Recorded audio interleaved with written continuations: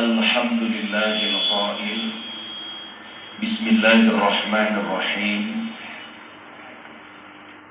Yarfa'illahu alladhina amanu minkum walladhina utul ilma darajat. Allahumma salli wa sallim wa barik ala hadan nabiyil karim Sayyidina wa maulana Muhammadin wa ala alihi wa ashabil mujahidin at-tahirin. Rabbi shrah li sadri wa yassir li amri wahlul 'uqdatam min lisani yafqahu qawli, amma ba'du.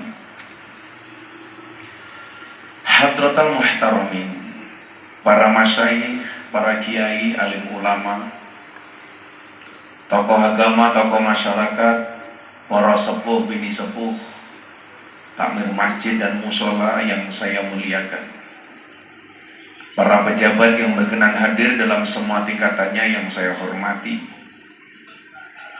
Bapak Ibu warga masyarakat Karang Malang, Jati, Lawang yang berbahagia.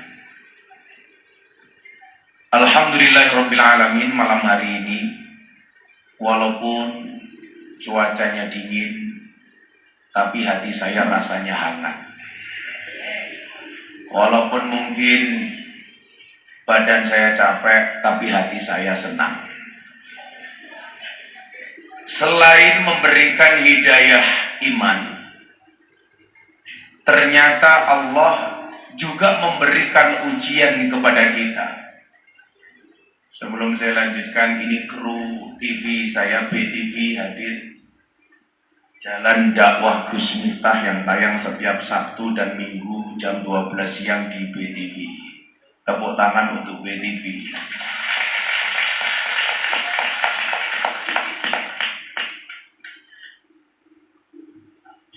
Ada hidayah iman, tapi di satu sisi Allah sampaikan dalam Al-Quran, iman kamu itu butuh diuji.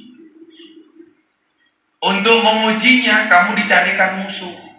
Musuhnya siapa? Innahu lakum aduwwum mubin. Musuh yang paling nyata adalah setan.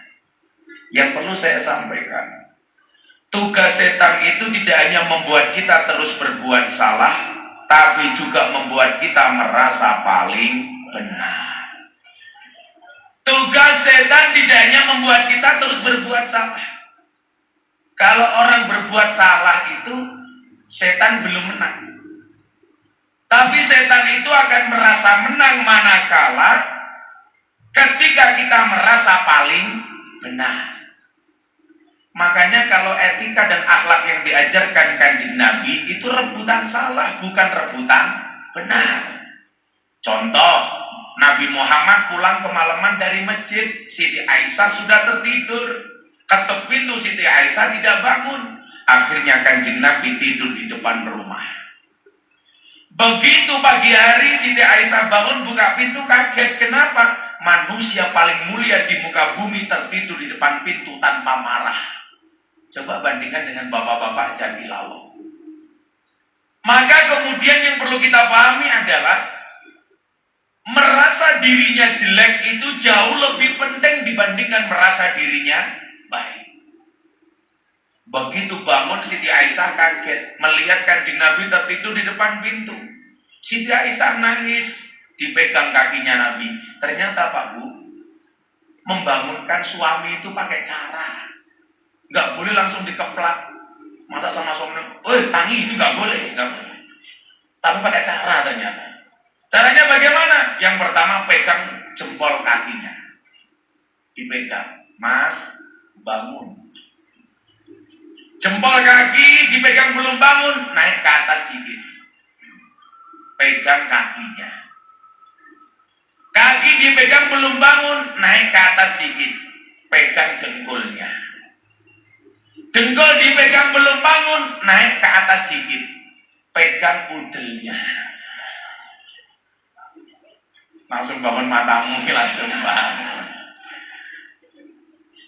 Melihat Kanjeng Nabi tertidur, Siti Aisyah nangis. Nabi, saya yang salah. Engkau pulang dari masjid, saya tertidur. Nabi ketika bangun apa jawabannya, Bu? Tidak Aisyah, bukan kamu yang salah, aku yang salah. Kenapa? Karena aku pulang dari masjid terlalu larut, terlalu malam. Coba, pulang dari masjid saja merasa bersalah. Bapak-bapak pulang dari pos ronda merasa benar. Maka saya perlu cari tahu sama bapak-bapak, ya ini rahasia Pak. Ini karena dingin-dingin saya sampaikan. Ini Anda semuanya saya kasih tahu karena saya anggap saudara sendiri. Tolong jangan ngomong-ngomong. Ini rahasia. Perempuan itu mampu menyembunyikan rasa cintanya selama 30 tahun. Tetapi perempuan tidak mampu menyembunyikan rasa cemburunya walaupun cuma sesaat. Masih tahu? Perempuan itu cinta. Dia mampu menyembunyikannya bahkan selama 30 tahun. Ngempet dia mampu. Tetapi perempuan tidak mampu menyembunyikan rasa cemburunya walaupun cuma sesaat. Jadi kok pengajian sama suaminya lirik-lirik cewek cantik, kira-kira cemburunya langsung apa ditunda? Langsung. Matane gitu Pak. Makanya saya itu belajar psikologi perempuan. Psikologi perempuan itu apa? Bahasa Arabnya perempuan itu dengan cermin asal katanya sama. Perempuan itu bahasa Arabnya mar'atun, cermin itu bahasa Arabnya mir'atun. Kenapa? Karena perempuan itu seperti kaca. Maksudnya apa? Kalau hatinya sudah pecah tidak akan pernah kembali. Maka ingat, jangan pernah kamu buat hati istrimu terpecah. Makanya saya itu paling takut kalau berurusan dengan perempuan. Karena perempuan itu ahli sejarah. Sekali suami punya salah, seumur hidup kelingan terus. Ciri-cirinya apa? Ciri-cirinya ibu-ibu yang jilbabnya coklat.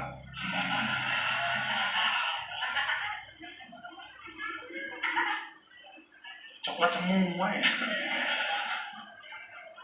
Yang jilbabnya hitam insya Allah lebih parah. Nah, maka evaluasinya kemudian apa? Bahwa iman ini perlu dijaga. Karena setan ini senantiasa mengintai imanmu. Setan tidak mengintai hartamu. Setan tidak mengintai sertifikat dan depositomu. Setan tidak mengintai perusahaanmu, tidak melihat mobilmu, tetapi setan senantiasa mengintai iman darimu dan berusaha mencurinya darimu. Kenapa? Karena setan tahu harta yang paling berharga bagi seorang muslim adalah iman. Makanya kemudian kita diingatkan, wala tamutunna illa wa antum muslimun. Janganlah kamu mati kecuali dalam keadaan Islam.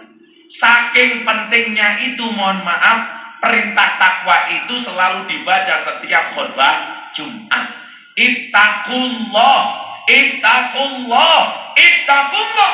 Summa taqullah haqqa tuqatih wa la tamutunna illa wa antum muslimun. Celakanya apa? Bapak-bapak setiap Jumatan tapi nggak paham pesennya khotib. Kenapa nggak pernah paham? Karena khotibnya bengok-bengok khutbah, jamaahnya khusyuk tidur. Betul Mbak? Makanya saya itu paling nggak mau suruh khutbah Jumat karena saya tersinggung. Kita sedang khutbah malah ditinggal tidur. Nomor 2, kenapa saya nggak mau khutbah Jumat? Karena khutbah Jumat itu nggak boleh lucu, harus khusyuk. Kan nggak aneh. Masa khutbah kok lucu? Ayo bapak-bapak, itu nggak mungkin.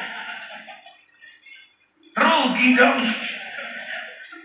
Hidup capek-capeknya, ada orang khutbah ditinggal micek kan? Makanya saya nggak mau ini. Saya itu juara khutbah Jumat. Padahal rahasia umum. Begitu khotibnya pakai tongkat begini. Ya ma'asyiral muslimin wa sumratal mu'minin rahimakumullah. Jamaahnya mulai kelihatannya khusyuk banget. Ternyata produksi air mineral. CS. Memang kadang-kadang luar biasa setan itu. Kita mau tidur di atas ranjang, baca doa. Saya itu kalau mau tidur, semua doa saya baca, mata saya nggak merem-merem. Saya itu pernah diundang pejabat di Jakarta, Pak. Dicarikan hotel Presiden Suite, semalam kamarnya 35 juta. Semalam. Jadi bayari kamar saya di Jakarta waktu itu lebih besar daripada amplopnya Jatilawang.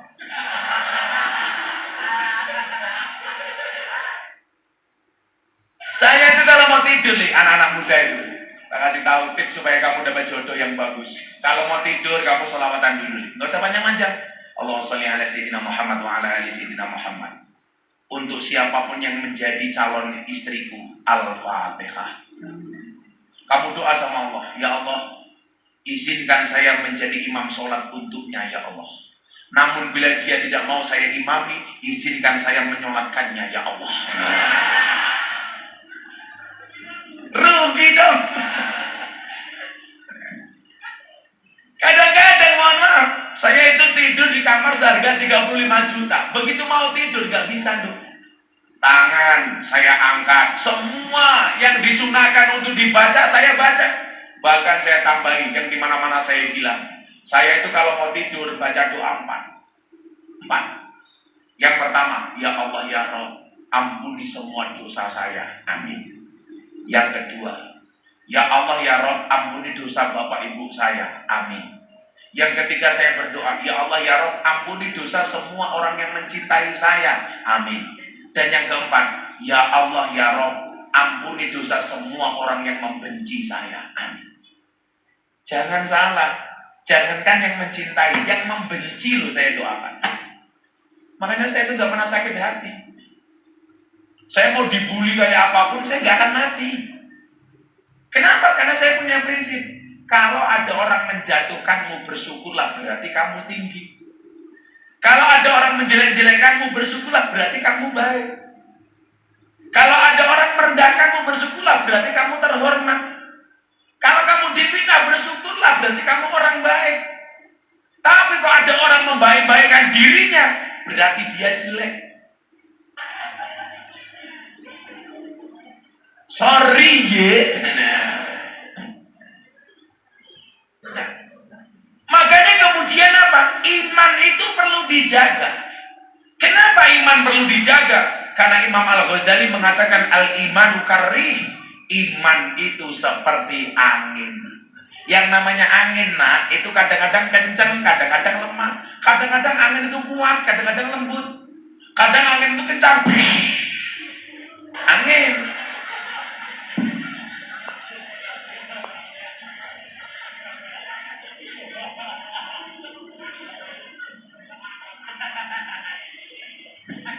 Pawit kopi ini pahit.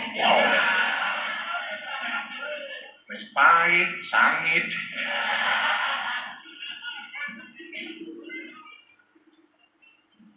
Nah, bagian juga kemudian intimidasi, tipu daya yang dilakukan oleh setan itu apa? Bulian-bulian netizen, kita kuat apa enggak? Makanya dulu saya nulis di status media sosial saya apa? Jangan membangun penjara untuk dirimu sendiri yang jurujinya adalah opini orang lain. Kita tuh kadang-kadang aneh ya Pak ya. Bukan kiai tapi komentari kiai. Kiai kok kayak gitu. Ini kan aneh. Duduk kiai ngomentari kiai. Kiai kok kayak gitu ora pantes. Ukuran pantes atau enggaknya kiai itu bukan berdasarkan cangkemmu. Lucunya lagi apa? Kiainya tersinggung. Wong kiai dikomentari orang kiai kok tersinggung, berarti mandek kok anggene dadi kiai. Maka kemudian apa? Karena kita tahu hidup itu ada ujian.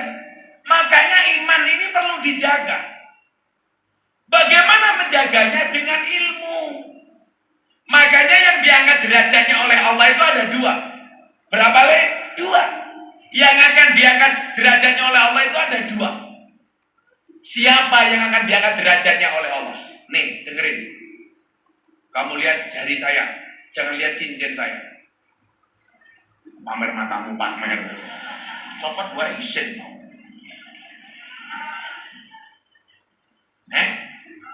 Muka-muka ketinggalan. Ya juga maning. Pengajian amplopnya tipis kelangan cincin.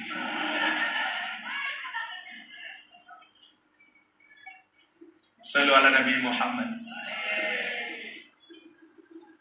Ini yang akan diangkat derajatnya oleh Allah. Saya berdoa mudah-mudahan semua yang datang derajatnya diangkat oleh Allah. Siapapun yang datang malam hari ini yang sakit diangkat penyakitnya. Yang sakit disembuhkan. Yang susah disenangkan. Yang sedih dibahagiakan. Yang berhajat dikabulkan. Yang bermasalah disolusikan. Yang jomblo dinikahkan. Dan yang suka ngeslot segera dimatikan.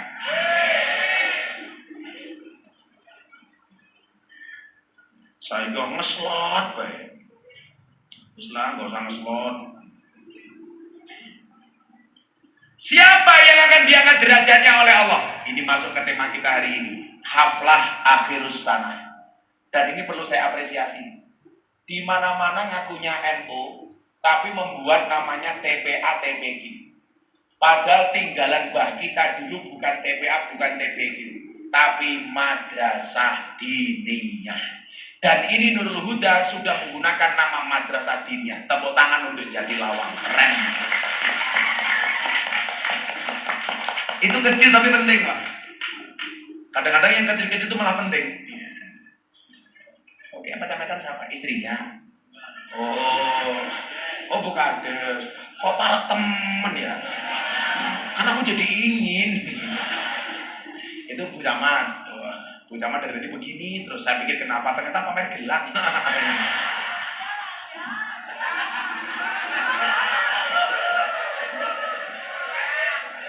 Masa pengajian Bu Kades begini terus Bu Jaman.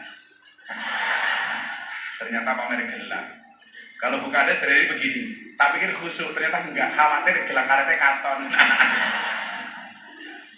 Kadesnya wadon. Waduh. Kadesnya wadon, camate wadon. Coba kamu ingat deh, perempuan tuh nggak punya jabatan saja, galak ya kaum, apalagi punya jabatan. Ya Allah. Menakutkan. Berarti kalau lurahnya perempuan, suaminya menjadi ketua tim penggerak PKK. Iya Bu, otomatis gitu. Oh, udah meninggal. Oh, penggantinya jadi janda. Pantas kamu dekat-dekat ya.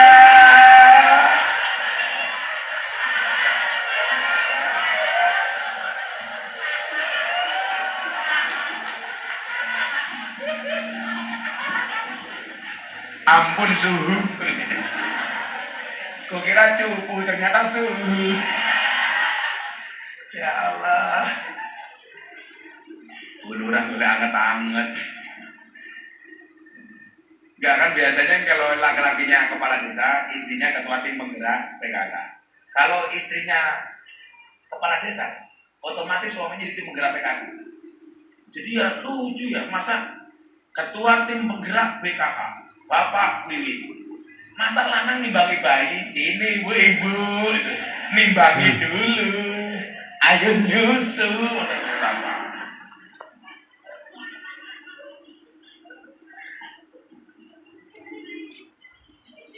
Kalau Pak Kiai masih punya istri, jaga perasaan istrimu, kamu jangan dekat-dekat.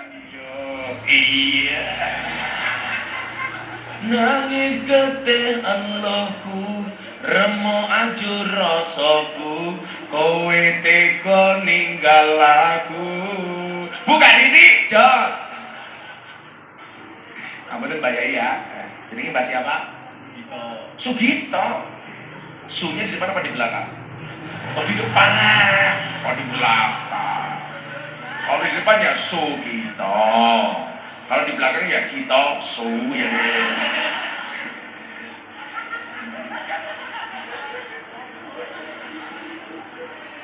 Kita doakan semoga Mbak Sugito panjang umur. Jadi orang sedunia mati, Mbak Sugito hidup sendiri.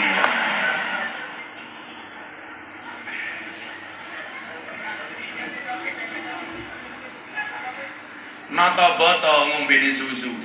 Mbak Sugito, I love you. Iya. Cari aman, cari aman.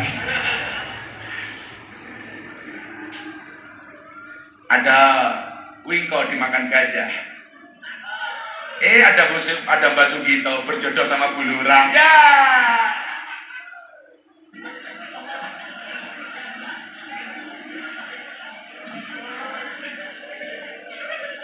Lo adem-adem angkat tempetan. Kan aku jadi ingin. Nah, ini Mas Gito ya. Mbak Gito suka susu nggak? Saya nggak minum susu. Untuk susunya itu Mbak Gito saja. Nah, ya. Saya itu jarang minum susu. Cukup kemasannya saja. Gelase. Nah, apa dua hal yang akan diangkat derajatnya oleh Allah? Kamu selawatan dulu le, gue tak kayak sangu. Nah, ayo selawatan dulu ya. Apa lagu ini sing apik? Iwa bandeng ngono iwa sepat, Basuki tong ganteng, muga-muga bojone sehat. Kok papat primen ya? Sehat.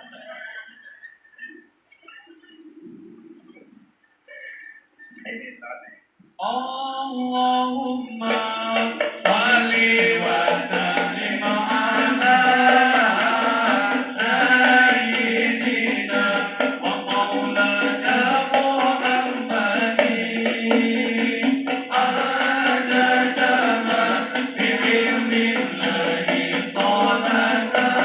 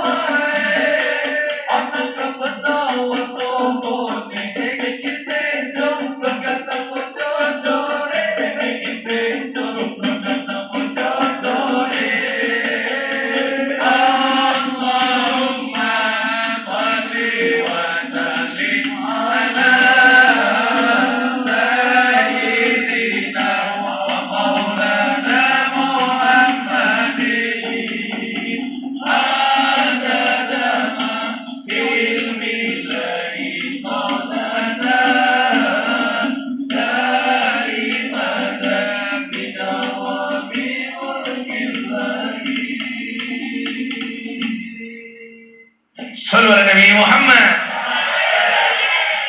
Hadroe top. Ya, hadroe samoni ada kong batang. Ini dompetku. Ini samoni, sorry. Kiai suge kok.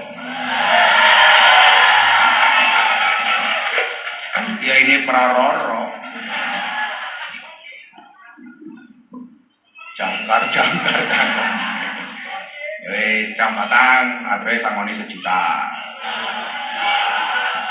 Matur nuwun Gus. Cie, sekitar pengen cie.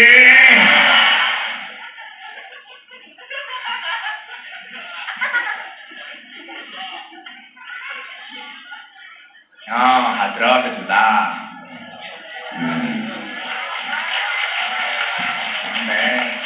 Nanti siapa lagi yang mau dikasih ya nanti.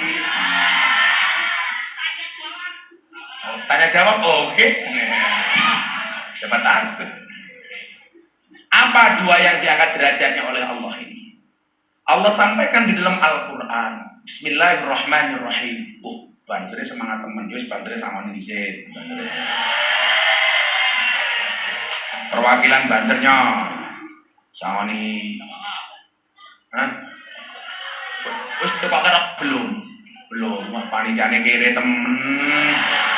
Masa banser kok yo banser 1 juta.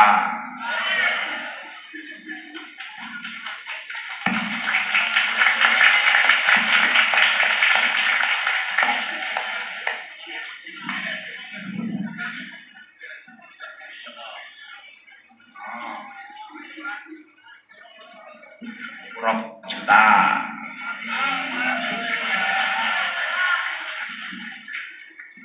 Yarfa'illahu ladina amanu minkum waladina utul ilma darajat. Yang akan diangkat derajatnya oleh Allah itu 2 golongan. Yang pertama siapa? Yang punya iman. Yarfa'illahu ladina amanu, orang yang punya iman. Baru kemudian yang punya ilmu pengetahuan. Ini menunjukkan apa? Bahwa iman itu harus didahulukan dibandingkan ilmu. Yang menjadi problem hari ini, orang lebih mendahulukan ilmu dibandingkan iman. Maka kalau ada perintah agama biasanya malah bertanya, bisa nggak dilogikakan, bisa nggak dimasukkan akal? Itu salah. Yakin itu lebih dahulu dibandingkan ilmu pengetahuan. Kenapa iman didahulukan dibandingkan ilmu pengetahuan? Tidak semua ajaran agama itu bisa dirasionalisasikan. Contoh Pak, saya mau cerita. Di Eropa itu sekarang banyak orang meninggalkan gereja. Kenapa? Mereka meyakini keberadaan Tuhan, tetapi mereka nggak mau terbelenggu dengan agama. Kalau orang yang nggak percaya dengan Tuhan itu namanya ateis. Orang yang percaya dengan Tuhan tapi tidak percaya dengan agama namanya agnostik. Percaya sama Tuhan tetapi tidak percaya dengan institusi agama. Makanya saya sampaikan, bagai ngapunten. Kalau bisa orang beragama itu gak usah dibuat susah, jangan dipersulit, dibuat saja mudah, betul? Contoh institusi yang mempersulit masjid. Saya tuh kadang-kadang protes sama takmir. Kalau mau bikin masjid Pak Lurah, itu biasanya ngemis-ngemis di jalan, minta-minta sumbangannya untuk masjid, sodakohnya untuk masjid. Tetapi begitu masjid sudah jadi, kakean peraturan, WC dikunci, masjid nggak buka 24 jam. Alasannya apa? Khawatir ada maling masuk masjid. Ini aneh, mau bangun masjid ngemis-ngemis, pribadi kebanyakan peraturan. Emangnya itu masjid pribadi? Nanti ada maling masuk, Gus. Kalau ada maling masuk masjid, saya seneng. Senengnya di mana? Maling saja masuk masjid. Masa orang Jatilawang enggak? Berarti orang Jatilawang kalah sama maling. Rugi dong. Kayak dulu masjid di Toli, ada anjing masuk masjid.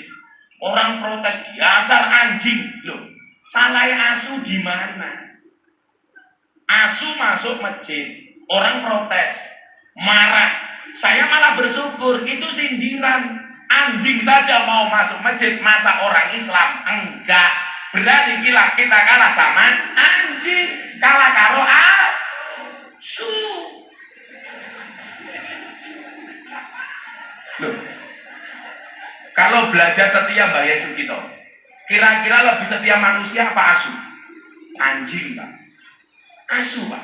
Loh, iki laos ngomong asu aku silo ya. Kan aku kiai ini asu.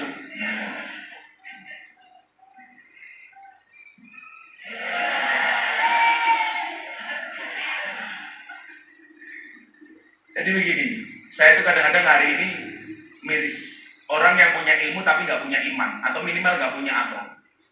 Kita tuh kalah sama anjing. Coba belajar setia dari anjing. Ada peribahasa Arab mengatakan begini. Atimilkan basalah sa'ayamin sayat guru kafisalah sisanawatin. Berikanlah makan kepada anjing 3 hari, dia akan mengingatmu selama 3 tahun. Anjing dimakan, dikasih makan 3 hari, ingat 3 tahun. Oi! Oh, soal kaget. Anaknya Sugito ya. Oh, cucu. Ya gak apa-apa, bocah cilik seneng pengajian. Jadi kayak duit saya ketemu kayak.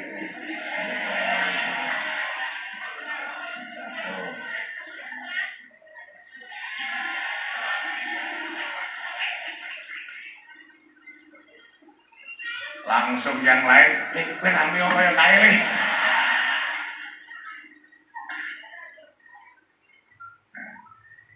Anjing itu dikasih makan 3 hari, dia akan mengingat yang memberikan makan selama 3 tahun. Tapi sebaliknya apa? Wat iminna salasa sanawatin sayang saka fi salasi ayamin. Berikanlah makan kepada manusia 3 tahun, maka dia akan melupakanmu selama 3 hari. Asu dikasih makan 3 hari, ingat 3 tahun. Manusia dikasih makan 3 tahun, lupa dalam waktu 3 hari. Bahkan anjing sekalipun tidak akan pernah menggigit orang yang menolongnya. Itu asu. Makanya orientasinya kemudian adalah untuk membentengi otak manusia yang liar. Iman itu harus didahulukan. Makanya yarfa'illahu ladina amanu dulu baru wa'utul iman darajat. Ilmu ini harus didasari dengan iman, kan? Makanya Habib Lutfi itu mengatakan begini, aku mau takon, napa bah? Orang belajar agama itu yang benar, akal mengikuti hati atau hati mengikuti akal? Jawabannya yang benar adalah akal mengikuti hati, bukan hati yang mengikuti akal. Itu yang kemudian teori saya muncul waktu itu, yang saya mengatakan cinta itu dari mata turun ke hati atau dari hati naik ke mata. Yang benar itu dari hati naik ke mata, bukan dari mata turun ke hati.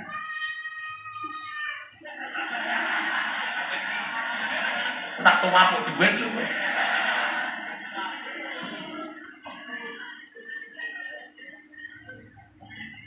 Ya wes sing bengok-bengok cuma saya ketemu sing bengok-bengok yang kecil yang hitam tuh. Dan dia, kamu saya ketemu sini kamu. Weh bengok kabeh tak kuapuk.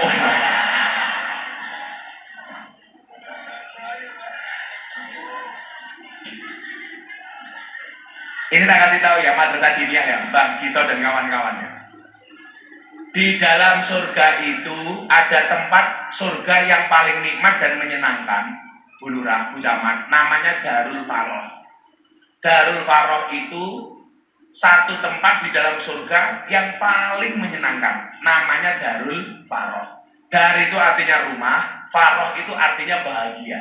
Jadi Darul Faroh itu rumah bahagia. Itu satu tempat di dalam surga. Nabi ditanya, wahai Nabi, Darul Faroh itu untuk siapa? Dijawab, yang jelas bukan untuk banser yang minggat. Oh, sip-sipan. Darul Faroh itu untuk siapa? Kata Nabi, Darul Faroh itu surga yang paling indah, yang paling nikmat, yang diperuntukkan untuk siapapun yang membahagiakan anak kecil. Jadi lah ono madrasah diniyah kaya ning Jatilawang kuwi, kaya ning Karang Malang kuwi, ibu-ibu kirim makanan ke madrasah diniyah. Anda akan berpotensi mendapatkan tempat di surga namanya Darul Faroh.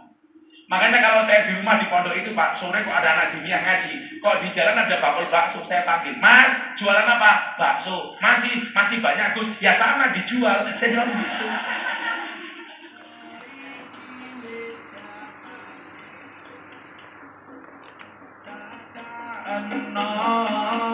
Kehilangan ada lagi. Waktu di seneni, guru yo dikepungi, ayo rene gendang ngaji solawat. Ya Rabbi bil Mustafa baligh maqasidana waghfir lana ma madha ya wasi'al karami huwal habibul ladzi turja syafa'atuhu likulli haulin minal ahwali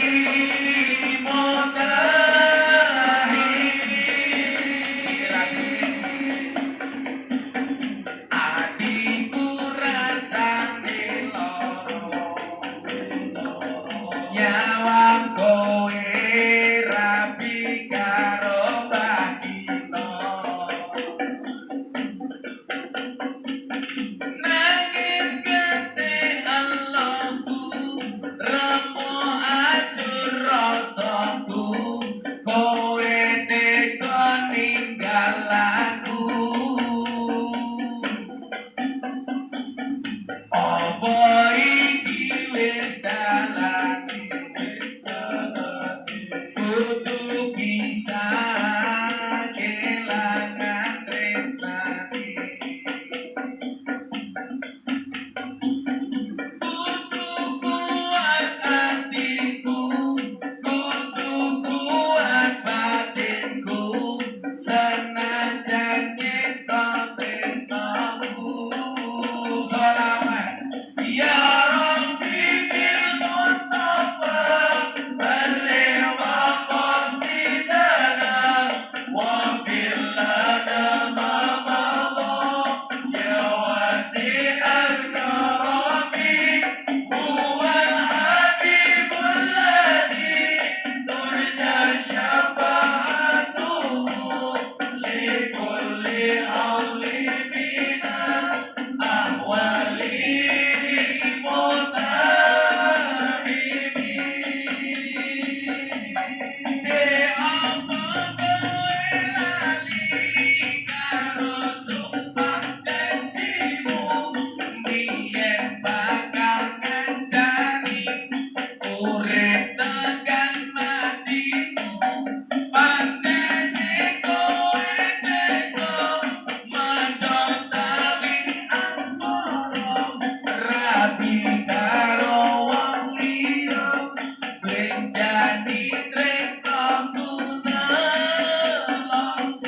terakhir selamat sing banten Bibil Mustafa baligh maqasidana wa fil lana ma madha ya wasi'al karami huwal habibul ladzi turja syafa'atuhu likulli haulin minal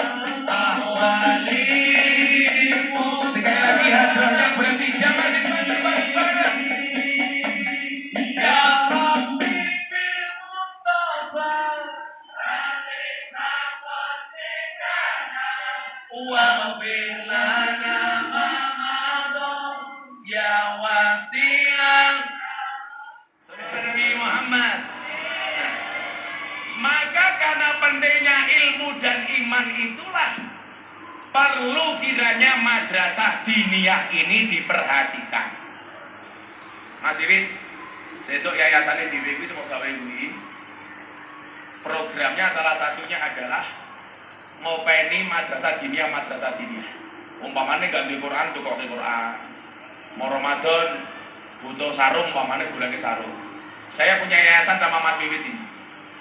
Mas Wiwit ini sudah ikrar separuh harta kekayaannya untuk disumbangkan ke yayasan. Jadi saya pengen besok bondone manfaat gitu. Jadi gitu saja, gak usah aneh-aneh. Oh, kono bangun masjid butuh kubah umpamanya, sumbang kubah. Mila, saya itu kok pengen kaya, tambah kaya itu bukan untuk saya nikmati sendiri Bu Lurah, supaya semakin banyak berbagi. Kok Gus minta bagi-bagi uang? Iya, kalau bagi-bagi uang itu aku, kalau bagi-bagi masalah itu suamimu. Iya. Siapa? Ya Sugito.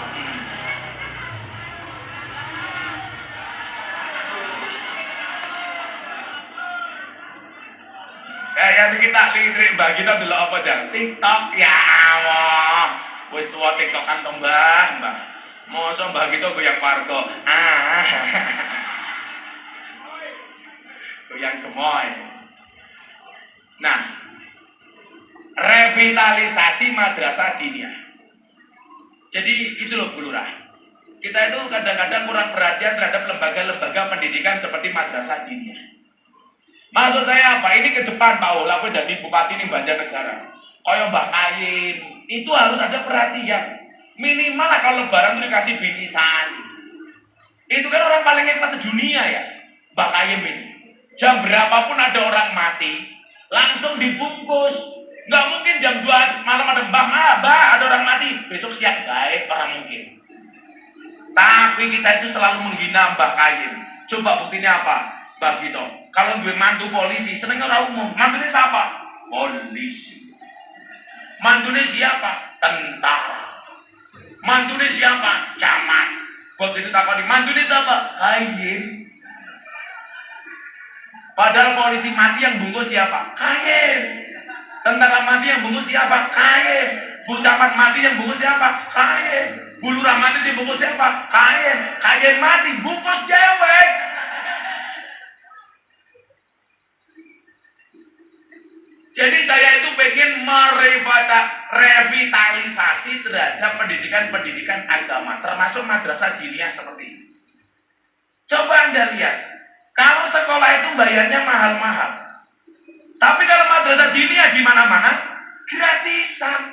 Kalau toh bayar juga nggak seberapa. Di sini mohon maaf Pak, madrasah diniyah sebulan bayar berapa? Berapa Bu? 10.000 tiap hari masuk. Coba Anda bayangkan 10.000 dibagi 30 itu berarti berapa? 300 rupiah. Coba Anda bayangkan, nitip ke anak diajari ngaji, agama, fikih, macam-macam. Sekali masuk 300 rupiah. Kita itu kalau kencing di pom bensin, sekali nguyuh 2.000. Nitip uyuh 2.000. Nitip anak 300. Berarti anakmu kalah berharga dibandingkan uyuh.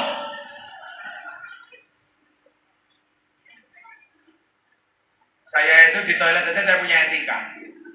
Mas Iwit, saya itu kalau ke toilet pasti bawa tisu. Pak Kapolsek kita katakan. Saya itu punya kesadaran bareng-bareng. Toilet umum itu fasilitas publik. Mbok yo ayo dijaga kebersihannya bareng-bareng. Saya itu paling nggak suka kalau masuk toilet kotor, keluar kotor.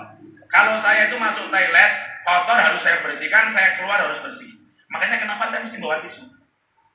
Coba kalau semua orang punya mindset kayak saya, meninggalkan toilet harus dalam keadaan bersih, kering. Artinya apa? Setelah kita pakai, disiram, kemudian dibersihkan. Sehingga orang masuk sudah dalam keadaan bersih. Nyaman. Kan kita itu kadang-kadang semena-mena kencing di toilet umum nggak bisa menjaga kebersihannya Bu Camat biasanya. Kadang-kadang kencing tahu itu water closet, kencing kencingnya berdiri, akhirnya uyuwe sak gon-gon. Itu ra pantes, kuwi jadi menungsa pasu. Kalau saya Bu nyuwun saya itu di rumah apa dilayani sama santri, kalau pergi bawa ajudan, bawa siapa-siapa. Tapi kalau di toilet, itu pintu klosetnya pasti saya bersihkan ketika saya tinggal. Karena saya merasa mindsetnya begini, saya kalau masuk toilet kotor, saya nggak nyaman. Jangan sampai orang masuk toilet setelah saya tidak nyaman gara-gara toiletnya kotor. Kok itu toh, santri saya itu kalau bikin kopi, kok jebre-jebre, saya marahin. Harus dibersihkan dulu. Gak boleh. Itu harus dimulai dari hal kecil. Makanya saya itu selalu kerok kumis. Karena saya itu gak seneng kalau kumis terceramah kayak Mbak Gito. Aku jijik.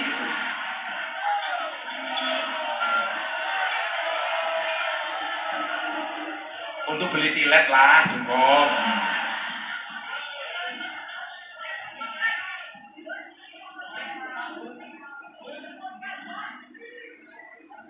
Malah karo Mbak Gito duitnya ditumpuk kayak main.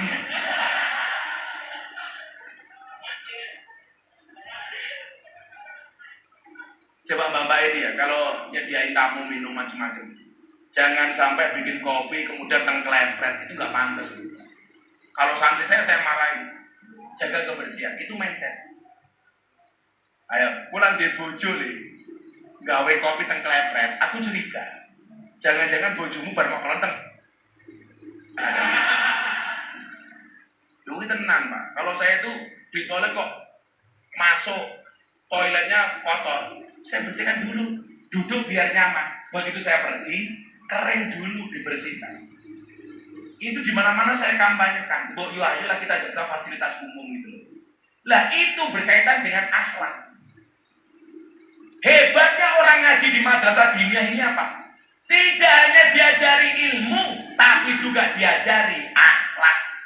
Makanya saya bilang kunci sukses itu ada 3. Yang pertama skill, kemudian yang kedua mindset, yang ketiga attitude. Coba kamu ingat. Yang pertama skill, harus punya keterampilan. Gue saya nggak bisa apa-apa. Santai. Semua manusia hidup di dunia dibekali keterampilan masing-masing. Saya nggak punya keahlian ceramah kayak Gus Miftah. Mas Wiwit nggak bisa ceramah jadi pengusaha kayu. Pak Hoho nggak bisa ceramah jadi lurah. Mbak Gito nggak ceramah dapat duit.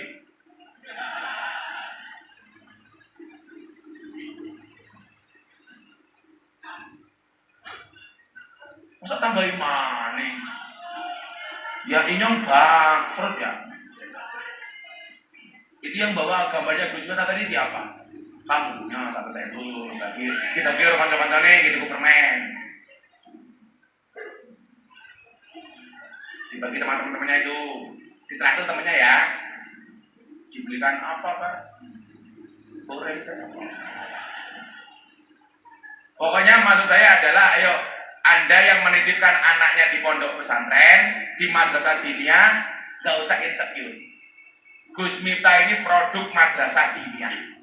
Bisa melahirkan orang seperti Gus Miftah yang menjadi langganan pengajian di Istana Negara. Biasa diundang sama pejabat. Bahkan saya diminta jadi menteri. Kan nggak pantas. Masa menteri agama kok sombong ning penundan? Kan nggak pantas. Mendingan kayak gini saja. Lagian kalau saya jadi menteri agama yang seneng orang Banjarnegara, pengajian gratis toh. Masa Pak Menteri amplopan nggak pantas? Rugi dong ya bener. Makanya santri gak usah khawatir. Santri kalah rupo menang dupo, kalah pangkat menang tirakan, kalah duit menang wirid, kalah kabeh ngaji meneh. Wah, ngono santri yo. Ya Mbak ya. Oh cangkeme nyong jelek sampe sapa? Wong sing ngomong cangkeme dhewe 100. Dan orang-orang yang berada di madrasah diniyah ini biasanya cara beragamanya menyenangkan. Karena madrasah diniyah itu rata-rata dikelola oleh orang ahlu sunnah wal jamaah. Makanya biasanya santrinya santri yang menyenangkan. Maka saya bilang, kesenangan bisa dibeli, tapi orang menyenangkan susah dicari. Ya, siapa? Aku. Gak kayak Mbak Gito gimana? Oke, lancar. Oke, Mbak Gito 5 juta tulisannya toh.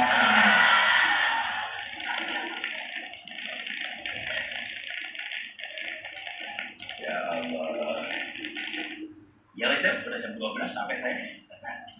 Ini duitnya masih sisa, gitu bakso panitia malam hari ini. Siapa ketua panitianya? Ya kenal gitu bakso. Tuh panitia. Apa? Top FF. Mau top up FF. Saya harus jalan ke Cilacap. Kita berdoa bersama-sama, mudah-mudahan madrasah diniyah ini senantiasa istiqomah, melahirkan generasi yang dzurriyyatan thayyibah. Amin. Bismillahirrahmanirrahim. Allahumma sholli ala sayyidina Muhammad wa ala ali sayyidina Muhammad. Walhamdulillahirabbil alamin. Allahumma ja'alna wa auladana wa talamidana ya Allah min ahli ilmi wa ahli Qur'an, min ahli dzikri war riyadhah, min ahli ibadati wa ahli khair, wa la taj'alna wa iyyahum min ahli syarri wad dhair. Innaka ala kulli syai'in qadir. Walhamdulillahi rabbil alamin. Sebagai panitia matur nuwun, assalamualaikum warahmatullahi wabarakatuh.